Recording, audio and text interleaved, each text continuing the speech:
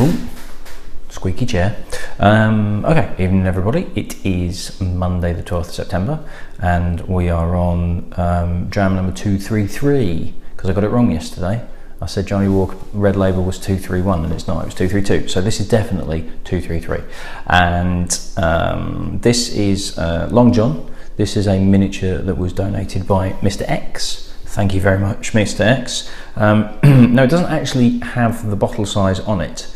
But I'm willing to bet that this is more of a 10cl rather than a 5cl. I also think this is quite an old bottling.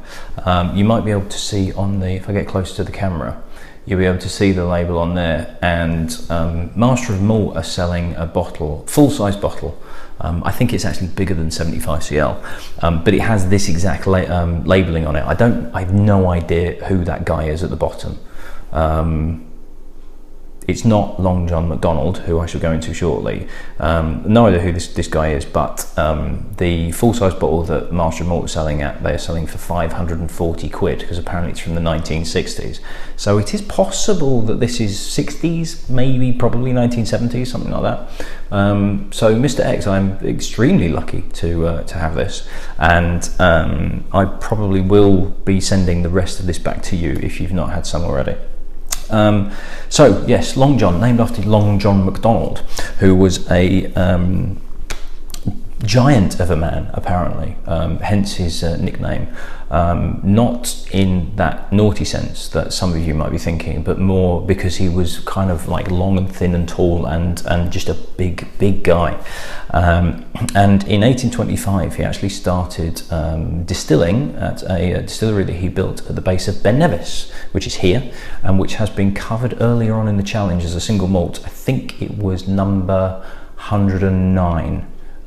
So if you're interested in Ben Nevis Distillery and the single malt itself, go back and have a look at video number 109.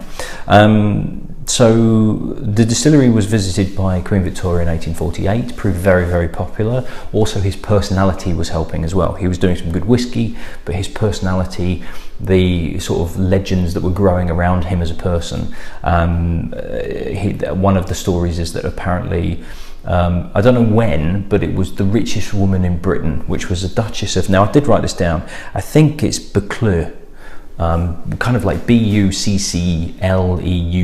So I'm going to go with Buccleuch, the Duchess of Buccleuch. She got lost on Ben Nevis, and apparently John MacDonald went out with a bell, ringing his bell, yelling at the top of his voice, and basically leading her to safety. So very well regarded guy, bit of a legend. He died in 1856. His son John, also named John, presumably not as Long John, took over the business, which became known as Long John Distilleries. And in 1911 the Long John blended whiskey as a brand was born and created. Now a key component of the Long John blend is the Tormore distillery, which is here. Now Long John Distilleries Limited actually opened this distillery themselves in 1958, mainly to keep up with the demand and be able to release their own whiskey. So that's basically it in terms of the history. Now Long John is quite hard to find in the UK. It is still available, and the bottle looks like this currently. Apparently it's very, very popular in France. So it's not, you know, it's not like Johnny Walker Grouse Bell's levels of worldwide. God, I'm gonna have to use my teeth as well. So, excuse me. There we go. Yes, it's not like, you know, huge levels of sort of output and demand, but you know, it's pretty popular in mainland Europe. Now, from my recollection, the Ben Nevis company is now owned by Nicker, so I'm hazarding a guess because I didn't actually read up on that side of it, but Long John as a blend is also owned by Nicker as well. So Tormore we haven't come across yet on the challenge. That will be part of my Speyside list. So yeah, fairly certain it is. So going to be sort of hard to say, oh well, I'm getting those elements of Tormore, because I don't think I've ever had it before. So let's see how this goes. Now, 40%. Oh, that's interesting. It's kind of, it's malty, but there's also a slight spiritiness, which is probably the grain whiskey that's in it.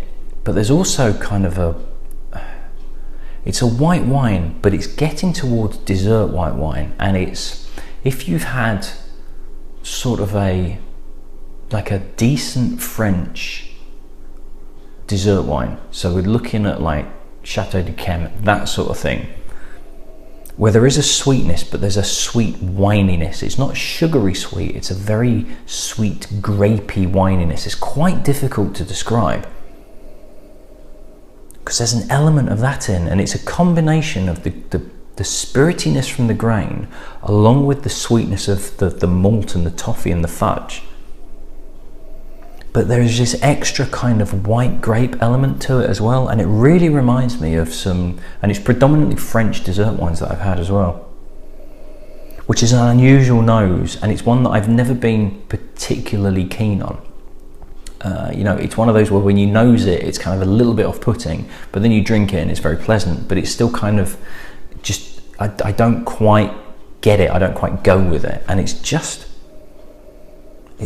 there. It's interesting. Now, I don't really have any concerns about, you know, the fill level was good on this.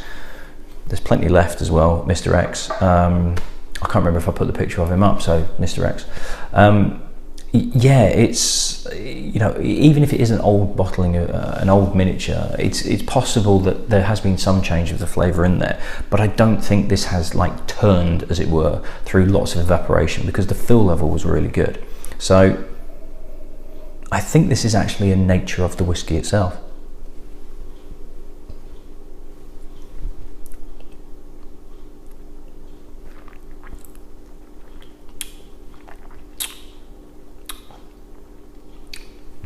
Less of the grapiness on the palate, and there's quite a nice warm oakiness to it.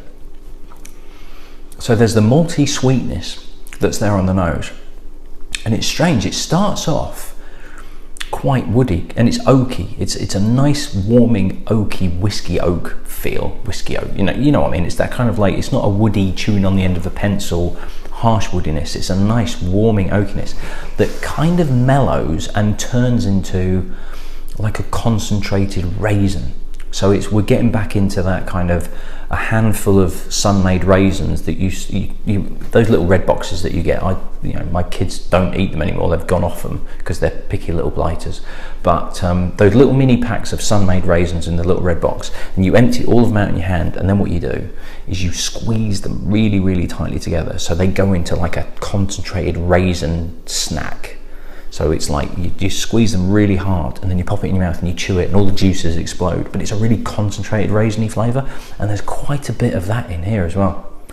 So this woodiness kind of like mellows and then becomes raisiny, and sweet. Is quite a sweet whiskey, this.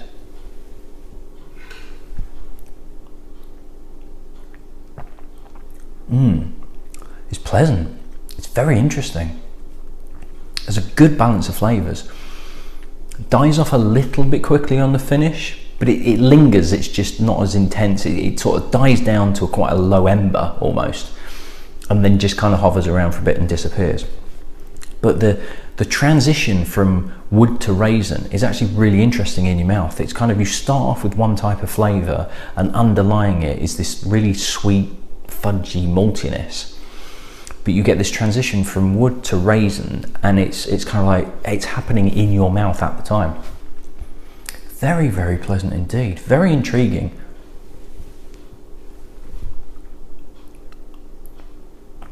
It's not quite liqueur-y, but it's not too far off. It reminds me of things like Glavar and Drambuie. It's almost as if you took some of the sugar out of a whiskey liqueur, so you still have quite a sweet, rich whiskey, but you just take that layer of sugariness that you get with a lot of whiskey liqueurs. If you took that intense sugariness away, but you still had the sweetness of the whiskey, and you sort of condensed it into more of a whiskey spirit, very, very similar. It reminds me of Glavar. It reminds me of Drambuie. It reminds me of, there's another whiskey liqueur I had, Buchanan's, that you used to be able to get. Glenfiddich liqueur was another one. It's a very whiskey liqueurish before they've added all the sugar to make it the liqueur. Interesting, very, very interesting indeed. What I might do, Mr. X, if you'll permit me, is, there's quite a bit of this left, is when I eventually get to Tormore, if I remember, which is probably unlikely, I'll actually try the Tormore, and then after that try a little bit of this to see how much elements of Tormore are in this. Because if the Tormore's a key component of that and it's introducing a lot of those flavours, that could be a pretty interesting dram indeed. Right, tasty, very tasty, but very, very, very fruity indeed.